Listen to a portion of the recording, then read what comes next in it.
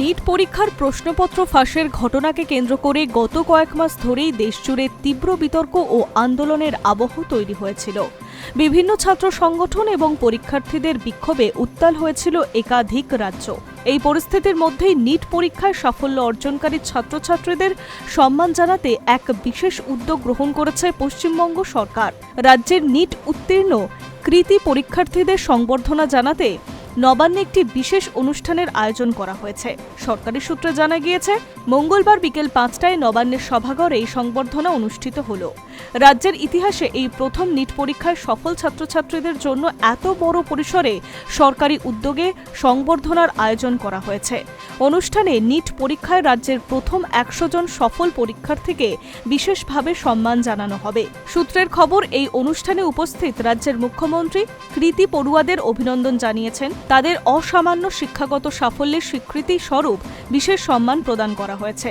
পাশাপাশি রাজ্যের প্রথম 100 জন নিট উত্তীর্ণ ছাত্রছাত্রীদের প্রত্যেকের হাতে একটি করে ল্যাপটপ তুলে দেওয়া হয়েছে।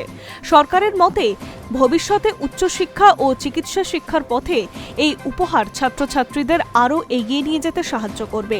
অনুষ্ঠানকে ঘিরে ইতিমধ্যেই প্রশাসনিক স্তরে বিশেষ আলোচনা দেখা যাচ্ছে। স্বাস্থ্য দপ্তরের পক্ষ থেকে গোটা অনুষ্ঠানের তদারকি করা হয়েছে। অনুষ্ঠান যাতে সুষ্ঠুভাবে সম্পন্ন হয় সেই জন্য একাধিক দফায় প্রস্তুতি বৈঠকও করা হয়েছে বলে জানা গিয়েছে। স্বাস্থ্য ও পরিবার কল্যাণ বিভাগ এবং উচ্চশিক্ষা বিভাগের যৌথ উদ্যোগে এই সংবর্ধনা আয়োজন অনুষ্ঠিত হয়েছে বলে খবর। শুধু ছাত্রছাত্রীরাই নয়, তাদের অভিভাবকেরাও অনুষ্ঠানে উপস্থিত ছিলেন। ফলে এটি শুধু একটি সম্মান প্রদানের অনুষ্ঠান নয়, বরং রাজ্যের কৃতী শিক্ষার্থীদের সাফল্যকে উদযাপনের একটি বিশেষ মঞ্চ হয়ে উঠেছে। এছাড়া অনুষ্ঠানে আমন্ত্রিত অতিথিদের মধ্যে ছিল স্বাস্থ্য প্রশাসনের শীর্ষ আধিকারিকেরা, বিশেষ সরকারি ও বেসরকারি মেডিকেল কলেজের অধ্যাপকেরা, চিকিৎসা শিক্ষাক্ষেত্রের বিশিষ্ট ব্যক্তিত্ব এবং প্রশাসনের গুরুত্বপূর্ণ প্রতিনিধিরা। সব মিলিয়ে প্রায় 400 জনের কাছাকাছি অতিথি উপস্থিত ছিলেন। প্রশাসনিক মহলের একাংশের মতে, নিট পরীক্ষাকে ঘিরে সাম্প্রতিক বিতর্কের মধ্যেও সফল পরীক্ষার্থীদের উৎসাহিত করতে নতুন উদ্যোগ বিশেষ ভূমিকা পালন করেছে।